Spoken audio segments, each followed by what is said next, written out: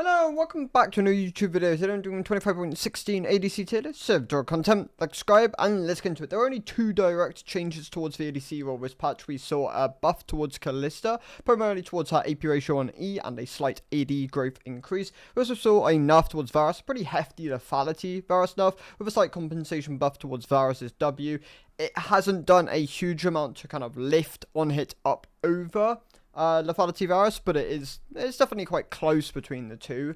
But overall, he still looks weaker as a champion. And then there are some other things which I've shifted around, and I will talk about them as we get into the video. So let's get into it. The D tier is going to lead off with Kalista. There have been some AP Kalista builds which have popped up, like your Nasha, kind of like Rabadon builds. They're not good, they're still pretty bad. The ratio just isn't good enough to support like a full AP core, but Ginsu's is definitely better on her, and the AD growth is also quite nice. Kalista's curve is actually beginning to shape more towards like late game, which is quite funny. This champion's obviously been very early game gated for a while, and I imagine the curve has definitely like smoothed out a substantial bit more. I still don't recommend the champion. She's still a hard to pilot to pick, which is kind of gated by her support pairings. If you're very comfortable on her though, I'd say she's probably back in the picture, like if you're like an OTP maybe. If you're not though, I would still completely recommend avoiding the champion. I'm going to leave her in the D tier. She's probably still the pick I recommend the least on the tier list, so she's going to be the sole holder of this tier. The C tier then has 3 champions, as you know, 4 champions now. I've moved one out and dropped one in, so Ezreal is going to still lead off the C tier. He's been in a pretty bad spot for a while now. If you've like overwatched any Dragda, he's pretty negative about the state of Ezreal at the moment, and if the like most notable Western Ezreal ADC player is not that happy with the state of the champion, it's probably not doing that well. And even the numbers and just general kind of like consensus around the pick is just it lacks too much in its current state. It doesn't curve as well as the crit marksman. It tends to demand quite a bit out of the pilot of the pick at the moment, and in that kind of circumstance, I just don't really recommend the champion. He's getting close to like the D tier, considering the bar has moved up now that Kalista has been buffed, but not quite there yet. Like I still think you can make him work in the right spots. You just have to be comfortable with the champion, and if you're not, then I would still recommend just looking towards other things at the moment. Draven is just a hard to pilot, early game skewed champion. He's just not designed for this elo bracket. In Elite, I still think there are spots where you can play him, but even there, he's not the most popular. He's actually pretty unpopular compared to where he has been in the past. So I am putting him in the C tier at the moment. I think the champion could probably do with a slight tap up, but there he's usually quite frustrating when he's like strong, so I'm not surprised that I have left him slightly below the bar for a while now. Caitlyn is probably my number one most disliked shaped marksman in the game at the moment. Like as like a recommendation, I think she demands a lot out of the pilot of the pick, and a lot of people misunderstand how to use Caitlyn. Like right now, you want to be able to get both sides of Caitlyn out, where you can bully people out in the early game, utilizing your range and your effective bullying power with your kit, and on top of that, you want to be able to use her late game power, her ability to just one rotation champions, like squishy targets with like trap combinations, and outside of that, like just being able to play your range, being able to play the damage which she has within her kit later on, I think are both really important. And if you can't do either particularly well, then I'd say just look towards other champion. If you excel in one, then there are spots where she can definitely work, but right now I'd say she's in a spot where you kind of want to do both, and the first one is considerably harder. Like being able to play your lane well whilst not having like any control of your support can be a really demanding task. Dropping down as Varus, the nerf is sizable. He was already not that great of a solo queue marksman, like he's underperformed for a while here, and this nerf, yeah, just taps him down to the C tier. I don't really recommend him as much. In solo queue, people don't give you the time to like play your lethality builds out. Your ult setup is just less valuable in solo queue. People won't play around it quite as much, and I'd recommend just playing a more like one of these like Yuntao IE marksman. They just curve a lot better at the moment, and are traditionally just, some of them are just easier to pilot or play around, like both Sivir and Jinx. Spoiler alert, are still my S+ tier. Like these two champions I still think are the best way to go at the moment, and Varus just doesn't really like fit the bill in solo queue at the moment, so I'm gonna have him drop down to the C tier. Moving on to a B tier, then we lead off with two of the early game skew. Okay, not Callista. Samira's shape is definitely a bit weird at the moment. Like, she can be piloted later on into the game, but is very demanding to pilot out of her late game. Other than that, you still want to like play her as this like rotten down marksman early on into the game, which can do a lot of damage, and high level 6 can be really potent. That being said, though, she's a hard to pilot, elite skewed marksman. She's pretty akin to Draven in the way she is shaped, and I don't really recommend her as much, albeit she's been buffed more recently and is definitely doing better than she had been in the past. Corki is, I think, is overvalued as a champion. Because he's early game skewed, he's relatively easy to pilot. It often leads people to the perception that he is just very strong as a champion. I think there are spots where he can be quite strong, and in competitive, for example, and elite, he definitely is better in most spots. Like, Corki usually sits around like the A2, even S tier, in like those kind of areas. For average solo queue, though, the game duration is longer. You're not gonna be rewarded as much for just like dominating lane, which is why I don't traditionally recommend lane dominating champions as much. And for that, he's kind of dropped down to the B tier. But if you're already comfortable playing Corki, I like him as an option. I really do recommend him. Like if you are comfortable with like the playstyle of the champion, just be aware that you're not gonna get the same level of like the champion's kit isn't as well rounded for this kind of elo bracket. Like it's traditionally just gonna be a bit worse unless you're like very good at stomping early and then converting that into advantages and then closing out games. Veigar, Lux are just some of the B tier mages. I have Seraphine and Mel around this area. I think out of these champions, Mel is probably the highest, I would like higher rated one, but is let down by the fact that people still Q max most of the time. Like if you E max Mel, she is probably a tier higher in like all of her respective roles at the moment. But people just still play the champion incorrectly, so that is still something I have to like attribute when ranking the champion. Seraphine, I think, is just on the weaker side at the moment. Outside of like specific support pairings or matchups, I do believe she is just not as strong in her current state. Lux and Veigar, well, I mean, in the case of Veigar, I think he's just better from this elo bracket, but doesn't convert well into high elo bracket, so I don't recommend him like quite as much, because I like recommending picks which I think can serve you like the higher up the ladder you go, and aren't just like kind of wastes to sink time into. I think Veigar to an extent is a bit of a waste of time. Like this champion just doesn't carve well into high elo. Lux, I think if you're a very comfortable champion, can be quite a good bot laner. Like I genuinely think the kit's quite nicely shaped. There are other ones like your Carthus's and your ASOS, but no one really plays them at the moment outside of like OTPs.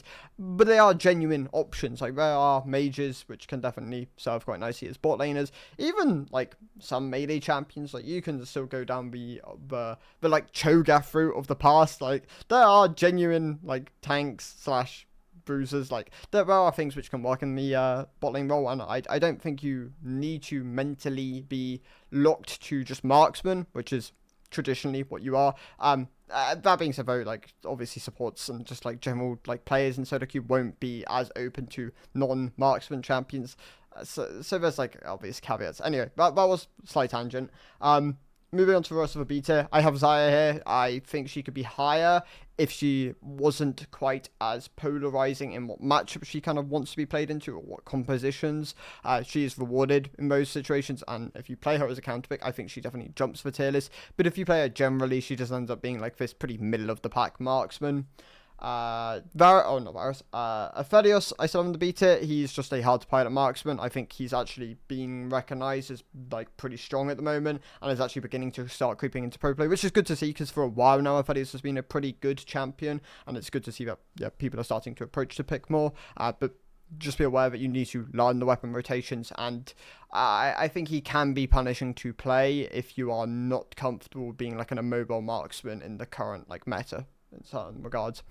Senna sits within the beta. She's being sizably buffed in 25.17. Definitely something to watch. Like she can maybe even jump all the way to the S tier. Probably like telegraphed as being like a high A tier pick though. So I would honestly recommend putting some time into the champion again. And yeah, I'm going to leave her at the top of the beta at the moment, because I do think she's a lower agency champion, and that can definitely be a bit of a push away in the current meta. Like I think having more agency is very valuable for just generally climbing. Ashe also a bit lower agency, and Jhin is the third, but Jhin is in the A tier at the moment. Ashe, as been a bit weaker for a while now, and I honestly probably should have dropped her down like a patch or two ago, but I was kind of waiting to see how like the PD buffs and the Kraken buffs kind of like shifted her, like even Bork buffs, and yeah, she's just ended up being like this mid B tier pick still, so I'm going to leave her in the B tier at the moment. Moving on to the A tier, then we leave with Swain. I think Swain in the right matchups is one of the best just like right compositions, is one of the best bot laners you can access. Low damage compositions which don't have the tools to kind of cut you down in ult. Really, this champion excels in most spots. Like he is really rewarding. That being said, though, if you're not comfortable playing Swain, he's not necessary to play. He just has spots where he can be a really valuable champion, which is why I do him in the A tier at the moment. Lucian's been in a pretty good spot for a while now. Like I think people over time have kind of appreciated where Lucian is as a champion, and I definitely see him a decent amount, and his pick rate is pretty healthy for a champion, so I do have him in the A tier at the moment. I think if you're very comfortable playing Lucian, he can be a very rewarding marksman to play at the moment. If you're looking for something with a bit more utility, I think Jayden can really fit the bill. He does really good damage. His DPS is low and he can struggle into certain compositions and archetypes, but I think he's a pretty solid pick to have within your arsenal, and in the right spots he can be a very strong champion. Yasuo, I think if you're looking for a melee option, is one of the best ones in the bot lane. Like more classic ones in the bot lane, like more. You're not going to be perceived as trolling when you lock in Yasuo. I think that's just the way you would put it, which is quite funny. But traditionally, you want like some forms of knockups within your comps, and he wants to be into compositions which have bad tools to lock you down. Jesus. Obviously, you don't want to play into like compositions like a Renekton, for example. That would be like, he would be devalued as a champion. But in the right spots, I think he can be really rewarding, so I do have him in the A tier at the moment. Maybe like a low A tier, because he did get nerfed more recently, and it did have a genuine power impact. Twitch is great for solo queue. Doesn't convert well to comp, but obviously you're not gonna be thinking that when you're playing like mid elo.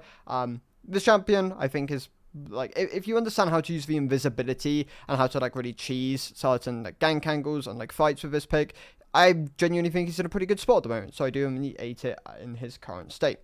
Ziggs sits within the A tier as well. The buffs he received back along, well, nice for him. He's a pretty, I mean, he's the most understood AP champion in the bot lane, I would say. He's actually just the most played. He is the champion, which I think, if I remember correctly, is from bot lane to mid. I'm slaughtering this, by the way, I'm sorry. He is like the champion with like the more players in bot lane than in mid lane, like the only mage to be like that, which is like quite funny to see. As I think there are more which can obviously work quite nicely in the role, but yeah, Ziggs is like most appreciated, and he's quite good. The buffs he received not too long ago, really nice for him, and he now sits as like a pretty solid A tier option, so I do recommend picking him if you find a good spot for him. That being said though, Hui is still my number one mage. I love Hui as a champion. He's great wave clear, great team fight damage, honestly great like up from burst with like what's the combo? It's like the EWQW, like with the lightning bolt which comes down from the sky. There's like a lot of damage within this champion, and I do believe if you can pilot him well, he's a great pick. And honestly, I'm actually gonna bump him up to the S tier, because he is my number one AP champion, and I really do recommend learning him at the moment if you are looking for an AP champion in the bot lane. Wrapping up the A tier is four champions actually. I've moved a couple of things around. So Yunara, I'm bumping up to the A tier. She's gradually been on the rise. That makes sense. As people get more mastery from the champion, she'll be piloted better. People will refine the builds, and she's definitely like found herself in a pretty good spot. She's very good in elite and competitive. Like the further up you go, the better she is. She's like an S, close to even like S+ champion in competitive. So like in that regard, probably worth learning. They are going to most likely nerf in 25.18. She's not being nerfed in 25.17, so definitely continue to play her if you want to play her. Continue to learn her if you're like still learning the champion. She sits in a pretty healthy spot, and yeah, is a good A tier option at the moment. Zeri remains in the A tier. Pick's been in a pretty solid spot ever since she received like those ult buffs a while ago, and I still recommend her as an option if you're comfortable with the pick. Definitely unique in the way she functions though, so if you don't want to play her, then that makes sense, but I think she's in a rewarding state still. MF dropped down to the A tier from the S tier. I probably should have also dropped MF down a while ago. She just hasn't done, she's been suffering from other champions around her getting better, or just items being better, which she doesn't really abuse, like PD being buffed, Kraken being buffed, Bork being buffed, all indirectly affect MF. And yeah, she would just suffer from that. Rel being nerfed, for example, was also just an MF nerf. Like, she is commonly paired alongside her champion, and being nerfed will affect her. So yeah, she drops down to the A tier. She's being buffed next patch. I'll probably still end up leaving her at the top of the A tier. I don't think the 2 AD would be enough to push her up to the S tier, but she really does benefit from a buff like that. So it is something to be aware of.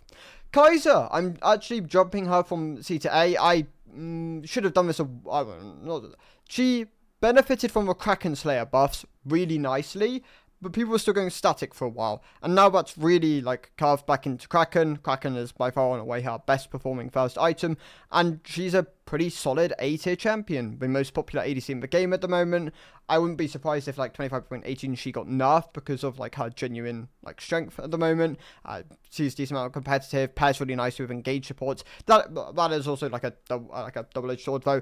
You have to pair her traditionally with engaged supports. I mean, you can still work with enchanters, but she is a considerably weaker champion. She probably leans back towards like the B tier in that case. But yeah, like pair with engage, and she can be really, really strong in those situations. Okay, so the S tier then. We lead off with Kog'Maw. Really benefited from the Ginsu's buffs, not Ginsu buffs, the Bork buffs a while ago, like a couple of patches ago, and was just been riding high. Like the buffs next patch as well, 25.17's Kog'Maw buffs will benefit on hit Kog'Maw as well, benefit AP Kog'Maw. I think this champ will probably be like an S plus option. Like, I really recommend learning Kog'Maw now, and then just abusing the fact that he's getting even stronger going into next patch. So he's probably my pick of the patch at the moment, and going into next patch will be very, very oppressive. Vayne is a great solo queue option. She's been doing quite well for a while now, ever since they buffed like Kraken and Bork. I mean, obviously she's primarily going Bork. She's been good. Like, she's been a very good option, in fact, and I even think you can sort of things like Hexplate. Like, there's so much flexibility with Vayne builds at the moment and what you can do with the champion. She's very good in solo queue. Like, yeah, very deserving of an S champion, especially within this elo bracket. She does struggle in elite. Like, if you're Master Plus, then Vayne does become a considerably weaker marksman. But in like diamond to gold range, she is as one of the best you can go to. Swolder, I'm bumping him up to the S tier. He's been doing well for a while now, and I think it makes sense to jump him to the S tier. He's a great scaling pick, and he's kind of in the state where he feels inevitable once you give him like the gold and the stacks which he wants to kind of take over the game. Nyla, I'm also bumping up to the S tier. She was top of my A tier. I dropped her down when she received the nerfs more recently to like her scaling, but then she gained a bit of a base AD early. She still is a very strong champion, and yeah, I'm once again like pushing her back up to the S tier because I really do recommend the champion if you play her, and I think if you do play her, you're still in a very comfortable spot on the pick. And the other champion I would in the S tier is Tristana. I really, really like Tristana as an option. I think the pick has like good scaling, good early game, good siege potential, good outplay potential. She just provides a lot of like different ways of playing the game, and I think right now that is a very, very good tool to have, especially when her build is very locked. Like having the flexibility in the playstyle when the build is yeah, also like quite rewarding. So I do have her as an S tier pick. I think she's a very, very good champion to have at the moment.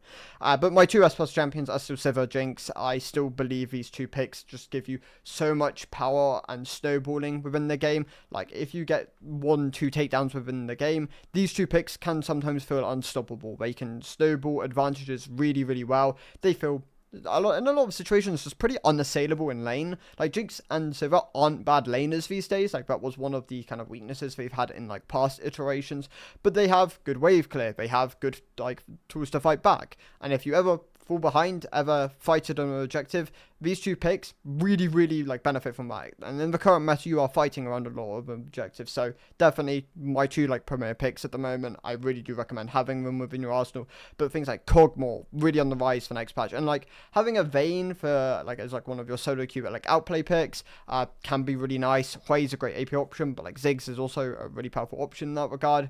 Yunara's really, really nice if you're like put the mastery into her to learn, and there are just a lot of like picks at the top of the like the table at the moment, which I think can really comfortably take over the game if you're just like if you're just comfortable piloting them. So yeah, those are my thoughts for 25.16. Thank you guys for watching. I'll see you in the next one. Goodbye.